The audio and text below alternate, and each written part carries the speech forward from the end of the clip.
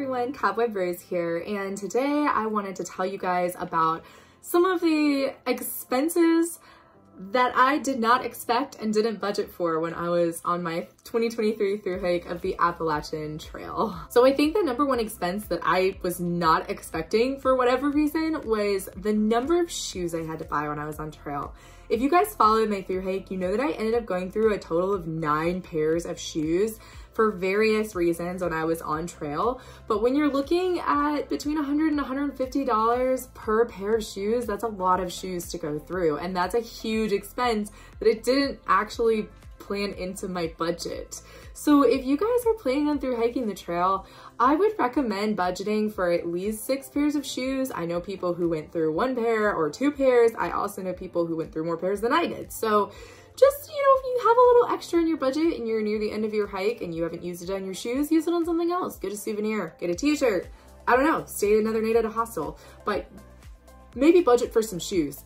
I would recommend it. I also wasn't anticipating budgeting as much for postage because remember, if you guys choose to send yourself boxes, it's gonna cost you X amount of dollars to send yourself a priority box depending on what size you choose to send. And if you decide to send items home, which you're gonna end up sending at least 1 item home probably on your through hike, you have to pay for postage to send it home, whether that's priority or not. So just keep in mind, you're probably going to need to pay some postage fees, and it might be a little bit more than you anticipated depending on how many packages you send to and from yourself.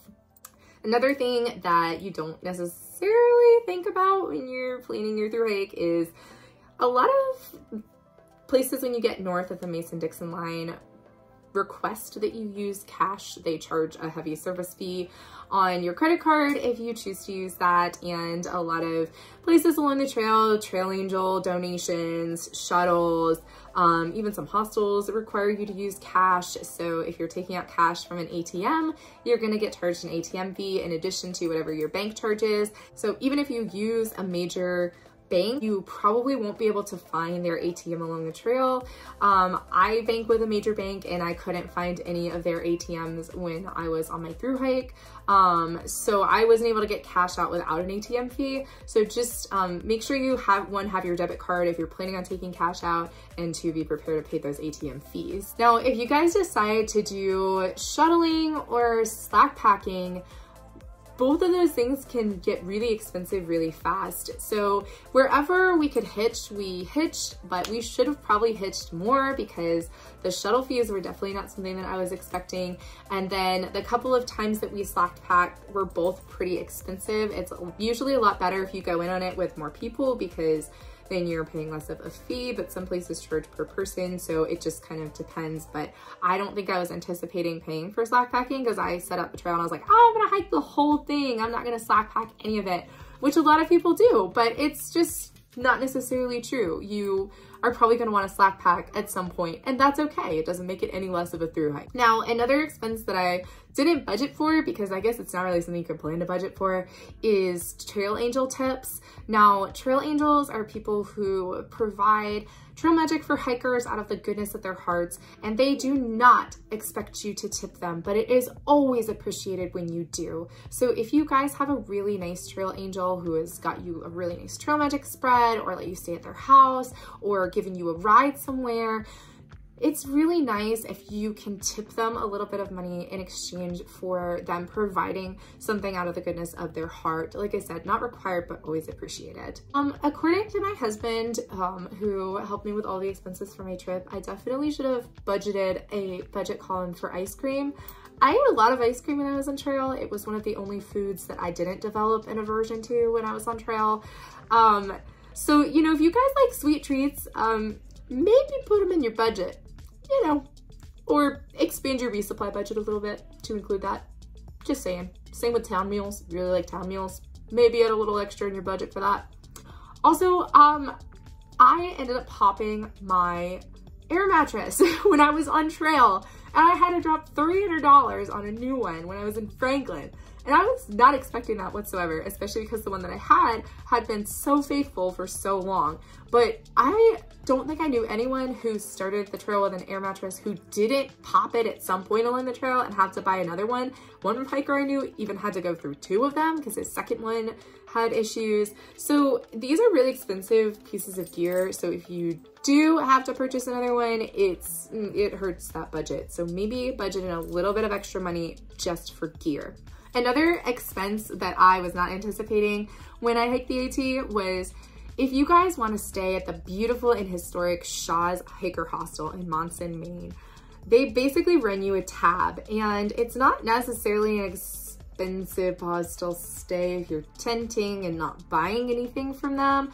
But if you're staying in the bunkhouse or a private room and you're also buying gear from the Emporium and, you know, maybe doing the famous Shaw's pancake breakfast, it starts adding up and you don't see that total until the end. And I was kind of blown away by the amount of money that I spent at Shaw's. So not to deter you guys from staying there, but that was my most expensive hostel stay on the trail, hands down, of the entire trail. So if you're gonna stay at Shaw's, expect it to be the most expensive hostel stay you have, unless you're like I said, bare bones in it when you're at there. Also, I think a lot of people forget that once you finish this epic hike, unless you're planning on doing a yo-yo where you just turn around when you hit Katahdin and start walking south again, you have to find a way home, whether that's a bus ticket or a bus ticket and an airplane ticket, or maybe an Uber or a taxi out somewhere. Like, you're gonna have to get home somehow. So make sure you include your getting home time in your budget, especially if you wanna do something like we did on the way back and road trip it. Now, something I wish that I had anticipated and budgeted for was taking more time off when I got done with the hike, because a lot of people that I know actually saved up extra money so that they didn't have to work the rest of the year once they finished their through hike. And also that gave them a really healthy cushion for if they wanted to take longer when they were hiking. And that wasn't something that I really did. I had enough to do like a month, maybe 2 months off when I got back, and then return to work, because that was just my plan when I started the trail. But honestly, the decompression time period when you get off trail, you need time for that. You've just done the most life-changing thing that you're ever gonna do, and it took you, you know, anywhere from 4.5 to months to maybe even 12 months to do. And you can't expect your mind to decompress from that in, you know, a week when you get back off trail. So if you're able to budget in time afterwards where you don't have to work, I definitely recommend that you do that, because it'll be worth it to you. I really think that. And honestly, guys, if you over budget for the hike, that's cool. Use it after the hike so you can take a little bit more time off if that's something that you're able to do. Now, another expense that I was not expecting was when you get into the Northeast, in other words, you cross from Maryland into Pennsylvania, things get so much more expensive. Like, you will go from seeing $25 to $35 bunks to $35 to $50 bunks at hostels. Private rooms go up, shuttle prices go up, food prices go up, and like I said earlier, a lot of these places really want you to pay in cash. So you might be seeing higher service fees on your credit card if you're not paying in cash. And also, resupplies, food resupplies in general, are way more expensive than I thought they were going to be when I started the trail, especially because sometimes you have to resupply at a gas station. And I mean, some gas stations don't even bother putting prices on their stuff because they're right off the trail and they know that they have you and you're gonna pay whatever because you need food when you're hiking, and that's just your option. Like, the gas station, I'm pretty sure in Kent, Connecticut, did not have prices on things, and it was pretty expensive there. Also, if you're looking at smaller markets, for example, like the Appalachian Trail market in New York, you're gonna be paying a little bit more money because it's a smaller business than like if you're going to Walmart. So just bear that in mind when you guys are budgeting for your hike. The final thing I'll tell you that I did not anticipate and definitely probably did not budget for was urgent care /ER/medical bills in general. A lot of hikers get injured on trail, whether it's falls or overuse injuries or just another medical emergency. You're gonna be probably out of network wherever you are, or you might be not on an health insurance plan, or you might be using Cobra. But when you're on trail, you have to budget a little bit extra in case you need to go to the ER or to an urgent care. When I was hiking through Virginia, my knees were getting to the point where I could barely hike on them because they were so painful and so inflamed, and I had to go into an urgent care. And thankfully I had a friend who could pick us up from the trailhead, shuttle us into the urgent care. Thankfully my insurance covered it, but if I hadn't had insurance, or if the insurance hadn't covered that, then I would have been paying a lot of money out of pocket that I hadn't budgeted for.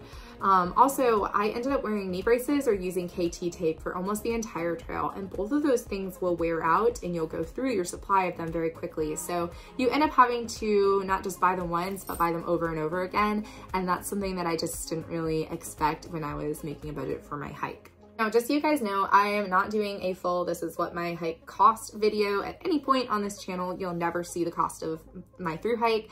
And the reason that I don't do that is because everyone's through hike actually ends up being a different cost to them. But my best recommendation to you guys, especially going into 2024, is I would recommend budgeting $1,500 to $2,000 a month for your through hike, and just anticipate that it's going to take you 6 months to do the hike. You won't regret over budgeting, because then you can kind of just do the hiker trash lifestyle that you want, but under budgeting will potentially jeopardize your entire hike. So this is just my personal advice to you guys. You'll see different estimates out there, and I know a lot of you have different opinions on this, and that's totally fine. So speaking of opinions, if you guys have questions or comments, or if you encountered some unexpected expenses when you were through hiking, feel free to comment below. As always, thank you guys so much for watching. Please like and subscribe to the channel, share with your friends, and as always, happy trails.